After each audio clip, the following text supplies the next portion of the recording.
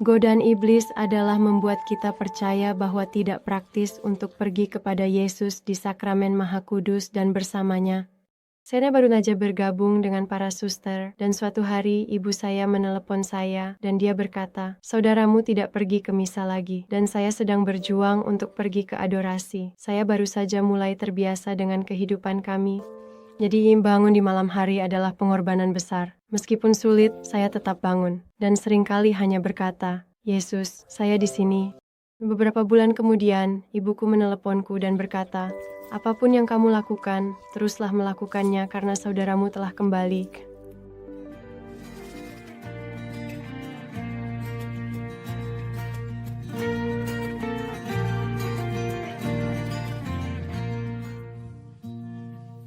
Nama saya Suster Kiara, dan saya adalah seorang suster dari Ragi Hati Tak Bernoda Maria.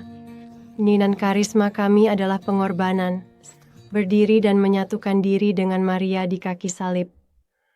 Pengorbanan adalah percaya pada nilai penderitaan. Saya akan mengatakan bahwa hal yang paling terbuang di dunia saat ini adalah penderitaan kita, karena semua orang menderita, tetapi pertanyaannya adalah, apakah kita menderita dengan baik? Semangat yang kami jalani dalam komunitas kami adalah semangat reparasi. Istilah komuni reparasi itu sendiri berasal dari Bunda Maria dari Fatima. Agar dunia diselamatkan, agar dunia memiliki kedamaian, kita harus menjalani komuni reparasi. Ya, dan demikianlah komuni reparasi. Dia memberitahu kita, dijalani melalui 4 hal. Salah satunya adalah berdoa rosario. Ini adalah cara yang paling sederhana dan indah untuk hidup dalam hati tak bernoda Maria. Begitu Anda mulai berdoa rosario, Anda masuk ke dalam hati Maria. Dia berbagi segalanya dengan Anda. Pikirannya, keinginannya, perasaannya, rahmatnya, semuanya, dan seluruh keberadaannya, dia sepenuhnya bagikan denganmu. Dengan berdoa rosario, saya dapat melihat dalam hidup dan panggilan saya sendiri. Saya tidak akan duduk di sini jika bukan karena rosario. Sejak setelah misa, saya selalu membawa saya ke patung Maria, dan dia akan berkata kepada saya, "Ciumlah kaki Maria." Jadi saya akan mencium kakinya, dan kami akan berdoa rosario sebagai keluarga. Saya harus jujur dan mengatakan bahwa saya tidak menikmatinya, tetapi saat tumbuh dewasa, tentu saja, itu selalu meninggalkan jejak di hati saya, bahwa saya harus berpegang pada Maria, terutama melalui rosario. Dan dalam masa-masa sulit yang kami lalui sebagai keluarga, saya selalu melihat ibu saya berdoa rosario. Dan kemudian, sebagai seorang suster, saya juga melihat bagaimana hal itu mengubah ayah saya. Ketika saya mengunjungi mereka, saya melihatnya. Dan saya hanya ingat berpikir, ini bukan pria yang sama yang saya kenal. Dan saya hanya ingat ada satu kunjungan keluarga sebagai seorang suster, dan kami datang sangat terlambat. Sudah lewat jam 11 ketika kami sampai di rumah, dan ayah saya masih berkata, "Saya tahu kamu lelah, tapi saya tidak bisa tidur tanpa berdoa rosario." Saya ingat pergi tidur malam itu, dan berkata, "Maria, engkau benar-benar bisa melakukan apa saja jika engkau bisa mengubah hatinya. Karena saya tahu apa yang telah dia lalui, dan saya tahu semua masalah yang dia miliki, dan apa yang harus dia tanggung. Dan hanya perubahan hati itu saja yang begitu indah untuk dilihat, dan hanya Maria yang bisa melakukannya. Dan saya tahu bahwa itulah kekuatan rosario." Bunda Maria juga mengatakan untuk pergi ke pengakuan dosa. Ini adalah sakramen penyembuhan. Ini menyembuhkan jiwa Anda, tetapi juga memiliki kekuatan untuk menyembuhkan hubungan. Karena kita adalah tubuh mistik Kristus. Sama seperti ketika kita berdosa, setiap bagian dari tubuh itu terluka oleh dosa. Ketika kita pergi ke pengakuan dosa dan menerima rahmat, menerima belas kasihan, seluruh tubuh Kristus juga menerima rahmat dan belas kasihan itu. Jadi itu sangat kuat. Bunda Maria juga meminta dalam menjalani komuni reparasi untuk menerima Yesus dalam Ekaristi Maha Kudus. Dan tidak hanya pada hari Minggu, tetapi tentu saja, seberapa sering kita makan, kita seharusnya menerima Ekaristi. Dan itulah mengapa beberapa orang kudus memiliki kesaksian hanya hidup dari Ekaristi yang luar biasa.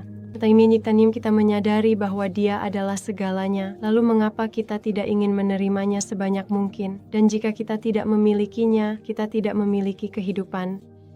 Saya melihat hal itu dalam hidup saya sendiri, ketika saya mengalami masa sulit, dan ketika teman-teman saya tidak ada, ketika tidak ada yang bisa memuaskan atau membuat saya bahagia. Misa adalah tempat di mana saya menemukan segalanya, dan saya menginginkan lebih. Jadi saya berusaha untuk pergi ke misa sebanyak mungkin. Dengan misa, Anda memperluasnya ke dalam adorasi, yang juga diminta oleh Bunda Maria. Saint Peter Julian Amart berkata, godaan terbesar iblis saat ini adalah membuat kita percaya bahwa tidak praktis untuk mengikuti jam kudus, bahwa tidak praktis untuk luangkan waktu setiap hari untuk pergi kepada Yesus dalam sakramen Maha Kudus dan habiskan waktu bersamanya. Oh, bahwa kita harus memprioritaskan hal-hal lain. Tapi itu adalah kebohongan terbesar, karena jika kita memusatkan hidup kita pada Yesus sakramen Maha Kudus, segala sesuatu lain akan tertata dengan sendirinya. Orang-orang Saint Yohanes Paulus II juga mengatakan bahwa dunia memiliki banyak masalah, dunia memiliki penderitaan, orang-orang memiliki pertanyaan. Dan dia mengatakan bahwa semua itu dapat kita temukan dalam sakramen Maha Kudus jika orang-orang mau pergi ke sana.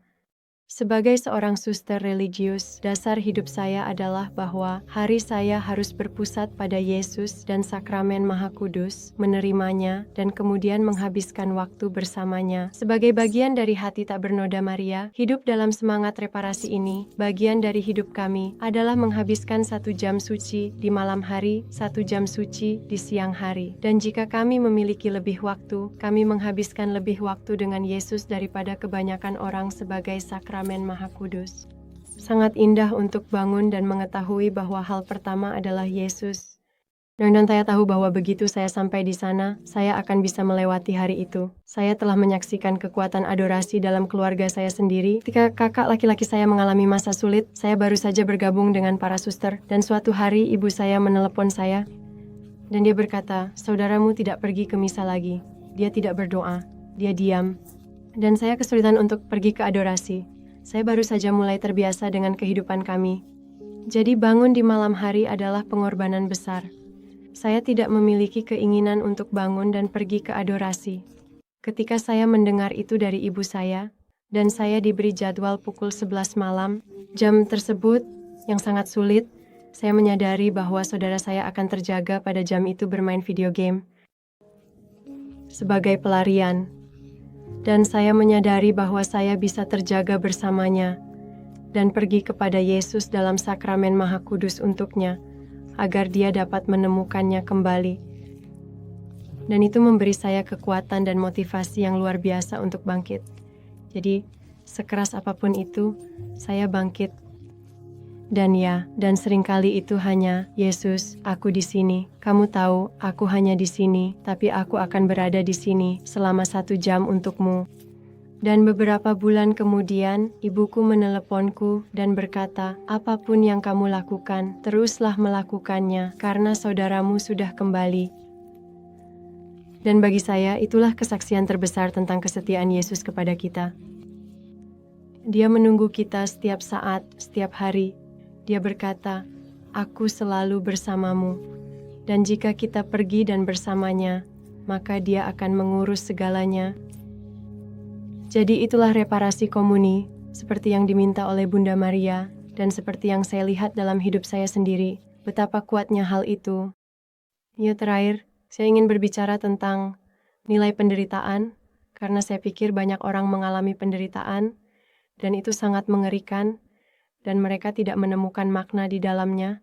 Kebohongan pertama yang menyulitkan kita menerima penderitaan adalah karena kita percaya itu adalah ketiadaan cinta. Ketika kita menderita, Tuhan tidak ada di sana dan Tuhan tidak mencintai kita.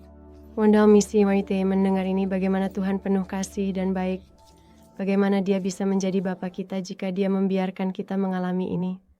Ya, dan itu karena kita berpikir, dia tidak ada ketika kita menderita. Tetapi Tuhan menjawab penderitaan dengan tidak hanya mengatakan, aku akan menghilangkannya. Tetapi dia berkata, aku akan menderita bersamamu. Dia melakukan itu pertama-tama dengan menjadi manusia dan mengambil hati manusia agar dia bisa menderita bersama kita. Dan Maria melakukan hal yang sama karena dia selalu bersama Yesus, bersatu dengan Yesus. Bunda Maria memberitahu kita bahwa setiap kali kita mempersembahkan segalanya, satukan semua penderitaan kita dengan penderitaan Yesus dan penderitaan Maria, kemudian itu menjadi kuat karena Anda melepaskan kekuatan reparatif yang Yesus sendiri tawarkan untuk kita di salib, dan juga kekuatan kebangkitannya, bahwa dalam kematian sehari-hari yang kita alami, dengan merangkul penderitaan kita, kita juga berbagi dalam kekuatan kebangkitan, bahwa kehidupan ada di sana, dan bahwa kita dibangkitkan dari dosa-dosa kita. Kita dibangkitkan dari apapun yang telah membawa kematian ke dalam hidup kita.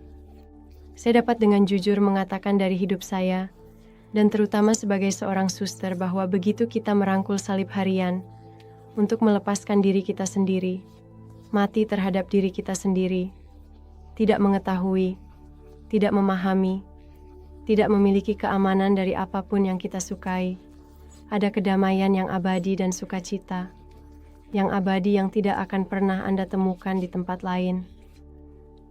Dan itu memberi Anda kekuatan yang begitu besar, sehingga Anda bisa dengan jujur menatap Tuhan kita, Bunda Maria, dan berkata, apapun bisa terjadi, dan Anda bisa melakukan apa saja dengan saya, karena saya tahu bahwa Anda tidak akan pernah meninggalkan saya, dan Anda tidak akan pernah meninggalkan saya, bahkan ketika saya tidak merasakan kehadiranmu, bahkan ketika saya tidak berpikir Anda ada di sana, atau mengalami bahwa Anda ada di sana, dalam nama Bapa dan Putra dan Roh Kudus. Amin.